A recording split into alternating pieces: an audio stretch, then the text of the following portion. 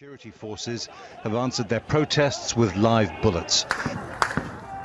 qaramada midoobay waxa ay ku baaqday in la soo afjiro dilalka macnadarrada lagu leynayo wadanka Ciraaq xilli ay sare u kacday tirada dadka ku dhintay dibadbaxayaasha oo dawladda lagaga soo horjeedo oo haatan ku dhow 100 qof. Dibadbaxayaasha ayaa sheegay inay go'aan ka qaateen oo ay ka soo horjeedaan shaqo la'aanta adeega bulshada haysta iyo musuqmaasuqa ragaadiyay dalka Ciraaq. Sarkaal ka tirsan qaramada midoobay oo qaabilsan arrimaha dalka Ciraaq waxa uu tilmaamay in xaaladda 5 maalmood ay horeen dhaawacyay dhimasho ay gashay Ciraaq. waxa uu sheegay oo mas'uuliyadda ay dusha ay saaran doonaan kuwa laayay dadka rayidka ah waa in cadaaladda loo horkeenaa dadkii ka dambeeyay dilalka ayay tiri sarkaalkan ka tirsan qaramada midoobay. Sabtidii ciidamada ammaanka waxa ay kala eriyeen oo kala cayriyeen dad badan oo iskugu soo ururay wadooyinka bariga magaalada Baghdad. 5 qof ayaa ku geeriyooday rabshadihii u dambeeyay ee ka dhacay magaalada caasimadda ee Baghdad waxaana mar kale lagu soo warramay in ciidamadu ay rasaas nool iyo gaaska dadka ka helmaysa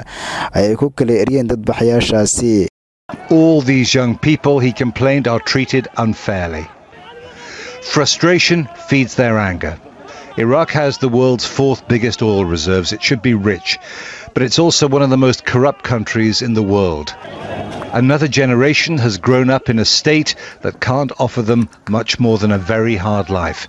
These demonstrations are born of desperation.